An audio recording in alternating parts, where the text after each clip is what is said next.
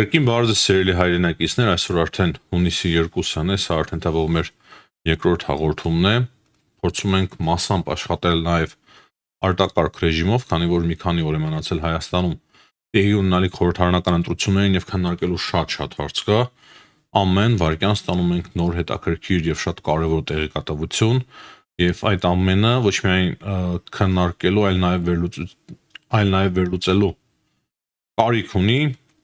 շատ արագ կարևոր իրադարձություններ են հիմա տեղի ունենում Հայաստանի շուրջ։ Այս հաղորդման ընթացքում կխոսենք վարչապետ Փաշինյանի պատասխանից Ռուսաստանի գործողություններին, նա դիմել է ժողովրդին իր նախընտրական քարոզարշավի ժամանակ, որից որ բազմաթիվ հարցերի պատասխաններ ենք մենք ստանում, նաև այն ապրանքների մասով հիմնականում, որոնք որ Ռուսաստանը խոչընդոտում է արդեն արտահանել Ռուսաստան եւ ԵԱՏՄ երկրներ, քիչ առաջ նաեւ նոր ցանկ ստացանք խմբականակի, թե ինչի արգելքներ կան ապրանքների հետ կապված, այսինքն ամեն օրվա ռեժիմով Ռուսաստանը արգելում է նորանոր ապրանքատեսակների արտահանումը դեպի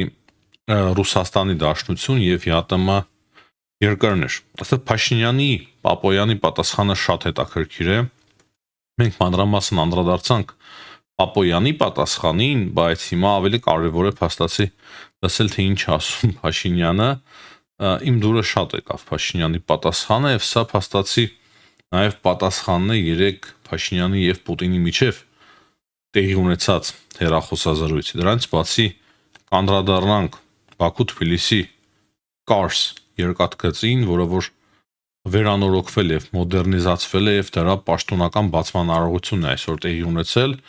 Վրաստանի վարչապետն է հանդես եկել հայտարարությամբ, այնտեղ էին ադրբեջանցիները եւ թուրքերը, Հայաստանի մասին եւս անդրադարձ կա։ Կարևոր է կարծում եմ անդրադառնալ արտգործնախարար Արարատ Միրզոյանի զրույցին Լատվիայի իր գործընկերոջ հետ, Ֆայիբ Ռազեի հետ եւ հիմնական հարցը կրկին տնտեսական է, ապրանքներին է վերաբերվում հայկական, այսինքն լավ խոսելու հարցեր կան, բայց պետք է նշենք եւ հստակեցնենք մեկ բան, որ Ռուսաստանից եղել են նոր սպառնալիքներ, ինչպես Վալոդինն է նոր սպառնալիքներով հանդես եկել Հայաստանի հասցեին, այնպես էլ Սալավյով լայվ այդ բլոգի եթերում շատ լուրջ սպառնալիքներ են հնչել Հայաստանի հասցեին։ Սկզբում բլոգասֆերայի մեջ է ռուսական ձևավորում այդ սպառնալիքները այնտեղ են ձևավորում, հետո արդեն այդ ամենը ցավոք սերտի պրակտիկան այդպես է ցույց տալիս։ Այնտեղ խոսվում է նաև ռազմաբազայի մասին, դա նույնպես կքննարկենք։ Կարծում եմ քննարկման արժանի է, որ հիմա լրագրող Նայերի Հողիկյանի տանը ուզարկություն է ընթանում, դրանից բացի քննարկման արժանի է այն, որ Ալիկ Ալեքսանյանին են ձերբակալել, փաստացի աչթևներ սա Սամվել Կարապետյանին եւ Ուժեղ Հայաստանի համահիմնադիրներից մեկն է, երևի դրա մասին էլ գիտեք, հետաքրքիր մանրամասներ կան նաեւ այդ տեղից խոսելու։ Ինչպես նաեւ կարեւոր է անդրադառնալ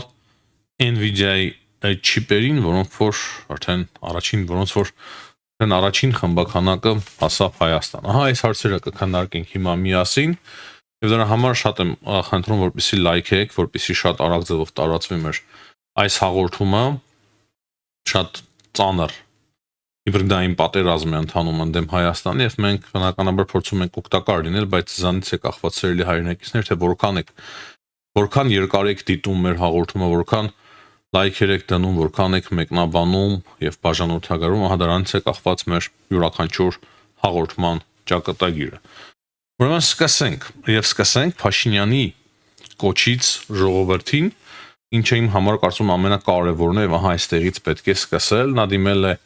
ժողովրդին, սիրելի ժողովուրդ, գիտեմ, որ ԵԱՏՄ շրջանակներում մեր գործընկերների հետ կապված բազմաթիվ մտահոգություններ կան։ Փաշինյանը փաստացի ընդունել է, որ տեղի ունեցողը քաղաքական է եւ անարդար։ Իմիջիայլոց ռուսական հեռուստաընկերություններից մեկն էլ էր Փաշինյանին մոտեցել, վերջին նույն պատասխաններ տվել, որ անարդարացի այդ ամենը տեղի ունում։ Եթե մեկ ապրանք կամ 2-3 ապրանքի նկատմամբ է այդպիսի բան տեղի ունենում, ասում են, որ չափանիշներին չի համապատասխանում, հասկանալի է, բայց եթե համատարած է, բնականաբար սա քաղաքական մոտեցում է եւ Փաշինյանը արդեն իրերը կոչում է իրենց անունով։ Եվ Փաշինյանը ասում է, որ եթե լինում են ապրանքները, որոնք որ իսկապես չեն համապատասխանում նորմերին, դա ուրիշ հարց է։ Եվ Փաշինյանը նաև հիշեցրել է ժողովրդին, որ դեր ինքը 2018 թվականին ժողովրդին ասում էր, որ Հայաստանը չի կարող ապրանքներ արտահանել իր ինքնիշխանության հաշվին։ Բայց Փաշինյանը ասում է, որ յուրաքանչյուր վատ բան ունի նաև իր դրական կողմը եւ այստեղ փաստացի նույնպես է։ Նրա խոսքերով եվրոպական շուկան այնքան մեծ շուկա է, կան ապրանքների օրինակի համար ինչ որ մեկ տեսակ կարող է ընդունել եվրոպական երկրի սուպերմարկետների ընդամենը մեկ ցանց, այսինքն այնքան մեծ է այդտեղի շուկան, որ եթե Ռուսաստանի համար ինչ որ զգալի, եթե Ռուսաստանում զգալիորեն նկատում են հայկական ապրանքները, ապա Եվրոպայում ընդամենը մեկ սուպերմարկետային ցանցը կարող է ամբողջությամբ կլանել վերցնել հայկական ապրանք, եւ սրանից ելնելով մենք հստակ հասկանում ենք, որ Հայաստանը կարող է շատ ու շատ երկրներ արտահանել, այսինքն մեծացնել իր արտահանվող ապրանքների ծավալը եւ տեսականին։ Ծավալը ամենակարևորն է այստեղ։ Դրանից բացի Փաշինյանը ասում է, որ շուտով դա արդեն տեղի կունենա եւ շատ շուտով այդ առաջի երկրների մասին կամ առաջի երկրի մասին հանրությունը կիմանա, թե հայկական ապրանքները ուր են արտահանվելու։ Նա նաեւ խոսել է այն մասին, որ հիմա Հայաստանը անպայման կսուբսիդավորի այդ ապրանքները եւ դա արվելու նրա համար, որպեսզի գործարարները վնասներ չկրեն։ Եվ փաստացի Փաշինյանը ասում է, որ այստեղ կան որոշ վատ լուրեր, բայց այս իրավիճակում դրանք վերածվելու են լավ լուրերի։ Եվ նա նաև ասում է այն, որ վատ լուրը այն է, որ մենք մեր արտադրության ծավալները այդքան էլ մեծ չեն։ Ինչա որ ես նոր ասում էի, սա ուղղակի արդեն մեջբերում եմ իր խոսքի։ Կոպիտ ասած, մեկ լավ եվրոպական սուպերմարկետի ցանց կարող է մեկ հարվածով կլանել մեր ամբողջ արտադրանքը։ Ինքան հիմա ոչ միայն եվրոպական շուկան է բացվում Հայաստանի համար, այլ նաև պետք է մեծացնեն հայկական ընկերությունները, որ ավելի շատ ապրանք արտահանեն եւ տանեն դեպի Եվրոպա։ Նա նաև խոսում է այն մասին, որ ընտրություններից հետո ինքը կվերադառնա ԵԱՏՄ-ի հետ քննարկումներին եւ այստեղ էլ պետք է որ շատ բան փոխվի։ Ես էլ եմ կարծում, որ ինչպես արդեն նշել եմ, կարճաժամկետ առումով շատ բան փոխվելու է, բայց հիմա որ այդ փորձը տեղի ունենալու հայկական ապրանքների արտահանման հետ կապված, դա շատ կարևոր է, դա նոր հնարավորություններ է տալու Հայաստանին, քանի որ ամիսներ անց միանշանակ միևնույն է Հայաստանը բախվելու է այդ խնդրին, դրա համար արդեն սկսեք արտահանել։ Հանկարծ հետ քայլ չլինի, քանի որ միանշանակ Ռուսաստանը ամիսներ անց կրկին արգելելու։ Հիմա դեռ արգելում է, այսինքն արգելքը դեռ չի հանված։ Ես համոզված եմ, որ կհանվի, բայց հետո վերադառնալու է անպայման այդ արգելքներին։ Անպայման առաջարկում եմ նաև լսել արհեստական բանականության վերլուծությունը Փաշինյանի այս խոսքերի վերաբերյալ, որտեղ որ կան նաև շատ կարևոր մանրամասներ։ Այս ելույթում վարչապետ Նիկոլ Փաշինյանն անդրադառնում է ԵԱՏՄ շրջանակներում հայկական ապրանքների արտահանման խնդիրներին, տնտեսական մարտահրավերներին եւ կառավարության տեսլականին ուղղված տնտեսության դիվերսիֆիկացմանը։ Ելույթի առանցքային թեզերն ու հիմնական շեշտադրումները կարելի է բաժանել մի քանի կարևոր կետերի։ 1. Արտահանողների պետական աջակցություն եւ սուբսիդավորում անարդար խոչընդոտների դեպքում։ Բոլոր այն իրավիճակներում, երբ հայկական արտահանման համար առաջանում են արհեստական կամ անարդար խոչընդոտներ, կառավարությունը պատրաստվում է սուբսիդավորել ձեռնարկատերերին, օրինակ վարդեր, պղպեղ արտադրողներին, տնտեսական կորուստները փոխհատուցելու համար, որակի չափանիշների խնդիրներ։ Եթե ապրանքը չի արտահանվել որակի անհամապատասխանության պատճառով, պետությունը կաջակցի բիզնեսին, որպեսզի վերջինս իր արտադրանքը համապատասխանեցնի նոր ու ավելի բարձր ստանդարտներին։ 2. Շուկաների դիվերսիֆիկացում եւ նոր ուղղություններ։ Վարչապետն առաջ է քաշում փոքրից կախվածությունը մեծից կախվածությամբ փոխարինելու բանաձևը։ Ըստ այդմ նպատակը մեկ հիմնական շուկայից, ուր գնում է արտահանման մեծ մասը, կախվածությունը նվազեցնելն է եւ ապրանքների ծավալները մի քանի տարբեր ուղղություններով երկրներով հավասարապես բաշխելը։ Նշվում է, որ արդեն իսկ կան գործարար պատվիրակություններ, որոնք աշխատում են արտահանման նոր շուկաներ արդեն գնացել եւ են առկա են կոնկրետ առաջարկներ եվրոպական ու այլ միջազգային գործընկերներից։ 3. Արտադրության ծավալների առանձնահատկությունը, որպես վատ եւ լավ լուր, նշվում է հայկական արտադրանքի փոքր ծավալը։ Վատ է, որ ծավալները մեծ չեն, բայց լավ է այն առումով, որ արտաքին նոր շուկաներում, օրինակ եվրոպական խոշոր սուպերմարկետների ցանցերում, այդ ամբողջ ծավալը հեշտությամբ եւ արագ կարող է սպառվել։ 4. Ներքին սպառում եւ զբոսաշրջության դերը արտահանման խնդիրների մեղման գործում Բավականին ծավալուն զբոսաշրջության աճը նշվում է անցյալ տարվա համեմատ զբոսաշրջիկների թվի կամ շուրջ 1,60000%-ով աճ։ Ըստ վարչապետի, Հայաստան ժամանող զբոսաշրջիկները ձևավորում են ներքին սպառում։ Գնում են սնունդ, մրգեր, խմիչքներ, ինչը օգնում է իրացնել այն արտադրանքը, օրինակ ծիրանը, որը դժվարություններ է ունենում արտահանման փուլում։ Այս նպատակով պետությունը նաև սուբսիդավորում է նոր ավիաուղիներ։ 5.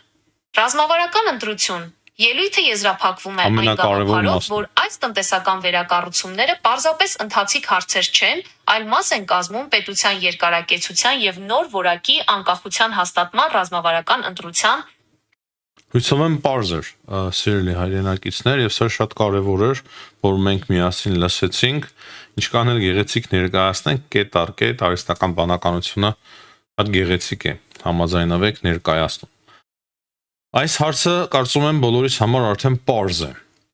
Հիմա դիվերսիֆիկացիայի տեղի ունենալու շատ արագ պետության հաշվին այդ ընկերությունների պատվիրակությունները արդեն իսկ մեկնել են Եվրոպա։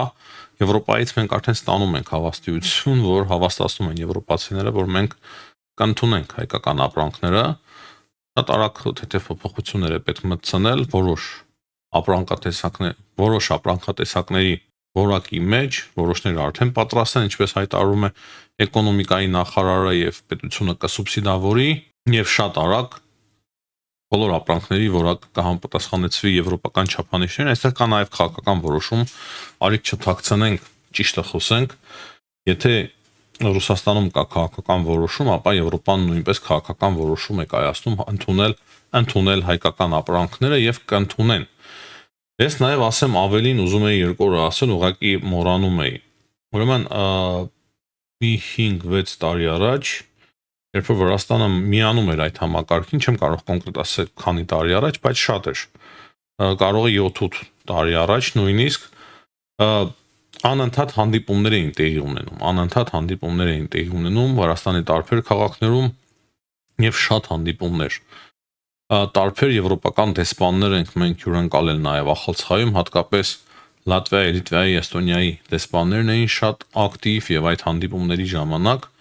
մեզ ասում էին, որ դուք ձեր ապրանքները, այսինքն Վրաստանի քաղաքացիները, Վրաստանի բիզնեսը շատ հեշտ կկարողանաք արտահանել դեպի Եվրոպա, բացատրում էին ինչու է կայանում ռուսական ապատեղեկատվությունը, ինչ եկամուտ եւ շահ է ստանալու Վրաստանը այդ ամենից, ասեմ, որ դրանից հետո Վրաստանի տնտեսությունը թռիչքաձև առաջընթաց գրանցեց։ Դա միանշանակ է, կարող եք նայել, գտնեք այդ տարեթիվը, երբ որ բացվեց ապրանքների համար վրացական շուկան եվրոպական եւ նաեւ տարբերությունը կարեւոր մինչեւ հիմա ինչքան էլ խորը տարաձայնություններ ունենա Եվրոպան Վրաստանի իշխանությունների հետ,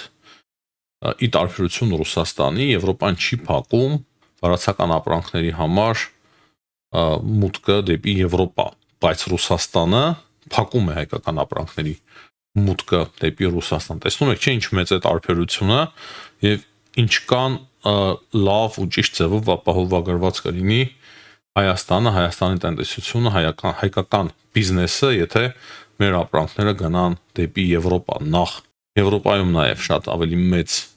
գներ են, Եվրոպայի շուկան շատ մեծ է, ուղղակի կան նյուանսներ, բայց այդ նյուանսները ես գրեթե համոզված եմ, որ շատ շուտ կլուծվեն։ Այսօր կարևոր է, որ նաև Կարս, Ախալքալակ, Բաքու երկաթգիծը բացվեց եւ այն փաստացի վերանորոգումից հետո է բացվել, տարիներ առաջ ինքը արդեն բացվել էր։ Երևի երկաթգիծը ուներ լուրջ խնդիրներ, չնայած որ նոր էր։ Հիմա վերանորոգել են, փոփոխություններ կան այդտեղ եւ այսօր բացումը տեղի ունեցավ։ Վրաստանի վարչապետ Իրակլի Կոբախիձեն հայտարարությամբ հանդես եկավ։ Բացման կապակցությամբ խոսում էր թե որքան կարեւոր է այս երկաթուղին, որը որ կապում է Եվրոպան Ասիայի հետ Եվ այդտեղ նաև հիշատակեց Հայաստանը մնացած հարևանների շարքում, որ Հայաստանը նույնպես փաստացի օգտվելու է այս տրանսպորտային ուղուց։ Ինչի մասին եւ մենք քանի օր է խոսում ենք, սիրելի հայրենակիցներ, այն բանից հետո, երբ վարչապետ Փաշինյանը հայտարարեց Կար-Սախալքալակ երկաթուղու բացման մասին։ Հետաքրքիր է, որ այս ամենը համընկավ, բայց չեմ կարծում, որ ամեն դեպքում կատարվածը պատահականություն է։ Պատահականություն չէ նաև Հայաստանի արտգործնախարար Արարատ Միրզոյանի հեռախոսազրույցը իր լատվիացի գործընկերոջ Ֆայբա Բրազեի հետ, Լատվիայի արտգործնախարարի դարուցակիցները քննարկել են Հայաստան-Լատվիայի միջև երկկողմ գործընկերության հետագա ամրապնդումը, շեշտվել է տնտեսական համագործակցության ակտիվացման կարևորությունը եւ սա հենց դա է, ինչի մասին մենք խոսում էինք, հայկական ապրանքների մասին է միանշանակ խոսքը եղել, ես ասեմ, որ Բալթյան այս երկրները ամենալավ օգնականը կլինեն Հայաստանին այս գործում։ Եվ այդտեղ մեկ նախադասություն նույնպես կա, այսինքն ընդհանուր նախադասությունը այսպիսին է. շեշտվել է տնտեսական համագործակցության ակտիվացման կարևորությունը, հաշվի առնելով քաղաքական մակարդակում արտահայտված պատրաստակամությունը։ Այսինքն քաղաքական մակարդակով պատրաստակամությունը հայտնել Լատվիան եւ այդտեղից ելնելով պետք է համագործակցությունը ակտիվանա, տնտեսական համագործակցությունը։ Յուրաքանչյուր նախադասություն վերլուծության կարիք ունի եւ այդպիսին էր այս նախադասության հաղորդագրության մեջ վերլուծությունը։ Դրանից բացի արտգործնախարարները մտկեր են փոխանակել Հայաստան-Եվրամիություն ռազմավարական գործընկերության օրակարգի իրականացման վերաբերյալ եւ վերջում Հայաստանը եւ Լատվիան եւ Հայաստանի եւ Լատվիայի արտաքին գործերի նախարարները քննարկել են ժողովրդավարական գործընթացներին ուղղված տարբեր հիբրիդային գործողություններ, ինչպես նաև դրանց արդյունավետ հակազդման ուղիները։ Այստեղ եւս կարծում եմ պարզ է թե ինչի մասին է խոսքը։ Եվրոպան օգնում է Հայաստանին, որպեսզի այդ հիբրիդային սպառնալիքներին կարողանա ճիշտ ձևով պատասխանել Հայաստանի Հանրապետությունը, ինչպես նաև խորացնի ժողովրդավարությունը, բայց երբ մենք խոսում ենք ժողովրդավարության մասին, շատ կարևոր է հասկանալ, որ որոշ ուժերի նկատմամբ այդ ամենը չի տարածվելու, քանի որ այդ ուժերը ոչ թե ժողովրդավարություն են խաղում, ոչ թե ժողովրդավարության այդ ուժերը ընդհանրապես շահագործում են, օգտվում են ժողովրդավարությունից, որպեսզի տանեն իրենց ռոպագանդան, իրենց գործողությունները եւ ապակայունացնեն Հայաստան։ Դրա համար քիչ առաջ տեղեկություն տարածվեց Հակակոռուպցիոն կոմիտեի կողմից, որ բացահայտվել է բազմաթիվ անձանց նյութապես շահագրգռելու եւ անձնապես խոշոր չափերով փողերի լվացման դեպք։ Ուժեղ Հայաստանի համահիմնադիր Ալիկ Ալեքսանյանը ձերբակալվել է։ Եթե չեմ սխալվում, այդ հաղորդագրության մեջ ուղղակի այս կրճատ է, այս հաղորդագրությունը նշվում էր 1200 թե 1700 մարդկանց մասին, որոնց որ կաշառք է տրվել։ Դեն թիվը արդեն գնում է հազարների։ Եվ մեկ այլ հետաքրքիր եւ կարեւոր տեղեկություն, որ հիմա Նաիրի Հողիկյանի տանը խոզարկություն է տեղի ունենում։ Եվ ես հիշում եմ, որ այս անձը օրեր առաջ տեղեկություն էր տարածում, բնականաբար ոչ հաստատված տեղեկություն, սուտ տեղեկություն այն մասին, թե իբր Փաշինյանը եւ գործարար մեկ падգամավոր Սուքիասյանը երևի զբաղվում են թմրամոլությամբ, թե ինչ որ նման մի բան, թմրամոլությամբ բիզնեսով։ Ես կարծում եմ, որ այսօրվա խոզարկությունները նաեւ դրա մաս են կազմում, հնարավոր է, չեմ կարող ասել, բայց այն, որ շատ լրագրողներ Ռուսաստանի կողմից ֆինանսավորվելով հիբրիդային պատերազմ են մղում Հայաստանի իշխանության դեմ, Հայաստանի ժողովրդավարության եւ ժողովրդի դեմ, դա փաստ է։ Եվ ես գրեթե համոզված եմ, որ Հայաստանի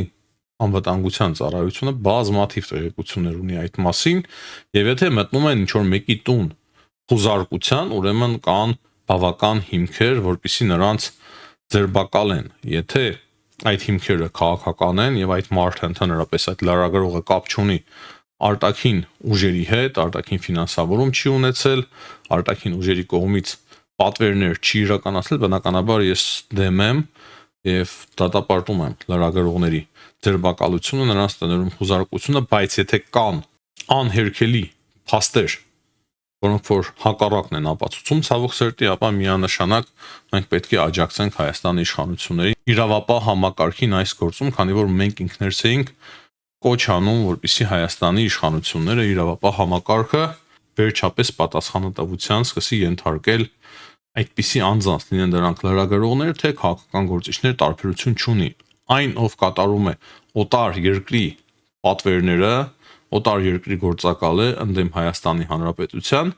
ես կարծում եմ, որ այդ մարդը անպայման պետք է ձերբակալվի եւ պատասխանատվություն կրի։ Եվ սա շատ լավ պատասխան է նաեւ Ռուսաստանի Դաշնության այդ գործողություններին ամենալավ եւ հրաշալի պատասխանն է։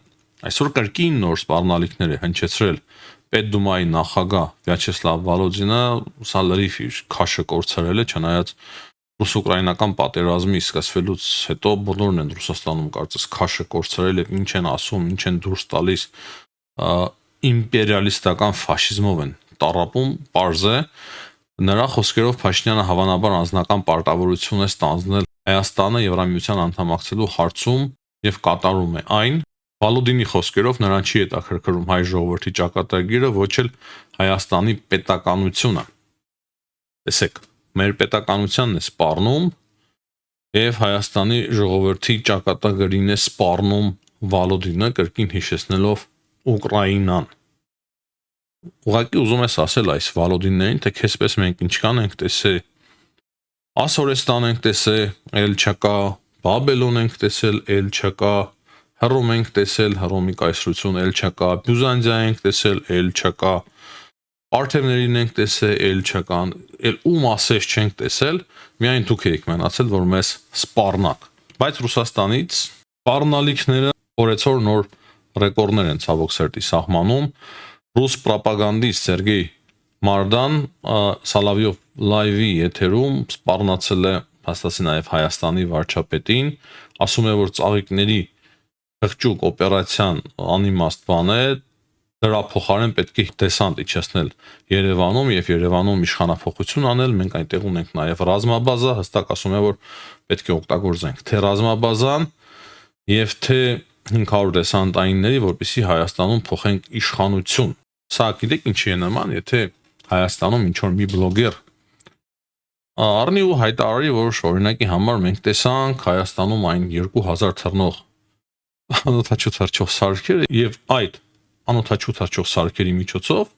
մենք կօգնենք ռուս ժողովրդին, որպեսզի այնտեղ իշխանափոխություն տեղի ունենա, քանի որ 2000 կիլոմետր այդ անօթաչու թռչող սարքերը թռնում են։ Նման է, շատ նման է այդ հայտարարությունը, շատ նման կլիներ այդ հայտարարությունը, կոնկրետ եթե այդպիսի հայտարարություն արվեր, բայց դա խելագարություն է, սա խելագարություն է, ռուսների համար սա նորմալ է։ Ցավոք սրտի բլոգոսֆերայում երբ այդպիսի հայտարարություններ են արվում ամիսներ կամ տարիներ անց, Ռուսաստանի արդեն պաշտոնական մոտեցումն է դառնում նաև այդպիսին, եւ ես չեմ բացառում, որ Ռուսաստանը ապագայում կարող է շատ լուրջ ձևով քննարկի նաև այդպիսի սցենար դրա համար։ Այսպիսի հայտարարություններին եւս ես կարծում եմ, որ Հայաստանի իշխանությունները չափազանց լուրջ պետք է վերաբերվեն եւ ավելի ու ավելի ամրացնեն Հայաստանի վարչապետի, Հայաստանի կառավարության, ազգային ժողովի պաշտպանությունը։ Եվ վերջում սիրելի հայրենակիցներ, ավարտենք մեկ շատ կարևոր ուրախալի լուրով, որը որ այս ամենի մեջ կարծես թե անտեսվեց, Հայաստան եկան առաջին ամերիկյան չիպերը, բավականին բարձր որակի, եւ փաստացի մենք արդեն ստանում ենք Ամերիկայի Միացյալ Նահանգներից առաջին այդ չիպերը, այս մասին տեղեկացնում է նախարար Մխիթար Հայրապետյանը։ Բնականաբար սա շատ կարևոր է, այն էլ այս պայմաններում, որ այդ չիպերը սկսեցին հասնել Հայաստան եւ հիմա Հայաստանը կամաց կվերածվի արհեստական բանականության շատ կարևորագույն կենտրոններից մեկի, աշխարհի ամենակարևոր երկրների շարքում է դասվելու Հայաստանը արհեստական բանականության տարածման գործում։ Հիմնականում այսքանը սիրելի հայրենակիցներ, հաջողություն եմ մաղթում բոլորին, ցտեսություն, կհանդիպենք։